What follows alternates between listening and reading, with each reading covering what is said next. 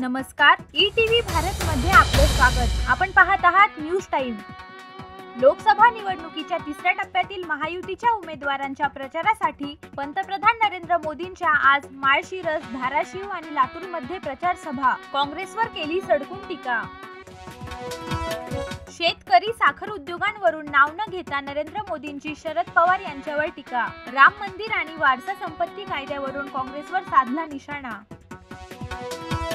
पंतप्रधान नरेंद्र मोदी यांचा अतृप्त आत्मा सारखा महाराष्ट्रात का भटकतोय? संजय राऊत यांचा सवाल। हा आत्मा पुन्हा पंतप्रधानपदी बसला तर देशात भुताटकी येईल। संजय राऊत यांचं मोदींना रोखठोक उत्तर। मोदी हे स्वतःच अतृप्त आत्मा आहेत। लोकनियुक्त सरकार पाडणं आणि पंतप्रधान होणं ही त्यांची एकमेव महत्त्वाकांक्षा। काँग्रेस प्रदेशाध्यक्ष नाना पटोले यांचा टोला।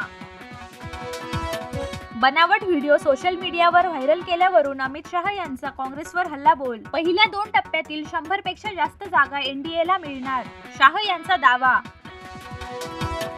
नागपुरात मतदार यादीत घोळ झाल्यामुळेच लाखो लोक मतदानापासून वंचित झाल्याचा दावा। नागपूरचे भाजपा नेते न्यायालयात जाण्याच्या तयारीत, भाजपा शहराध्यक्ष जितेंद्र कुकडे यांची माहिती।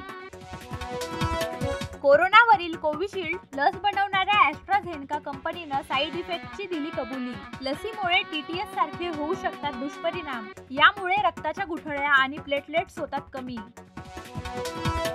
मुंबई-आग्रा महामार्गावर चांदवडच्या राहुळजवळ एसटी आणि ट्रकचा भीषण अपघात। 4 प्रवाशांचा जागीच मृत्यू। अपघातात इतर प्रवासी गंभीर जखमी। T20 विश्वचषक 2024 साठी भारतीय संघ जाहीर। विश्वचषकात कर्णधार पदाची जबाबदारी रोहित शर्माकडे, तर उपकर्णधार म्हणून हार्दिक पांड्याकडे जबाबदारी।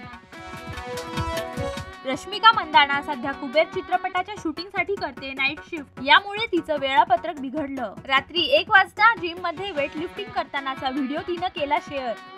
न्यूज टाइम मध्ये आज इथेच थांबूया। अधिक माहितीसाठी लॉग इन करा etvbharat.com।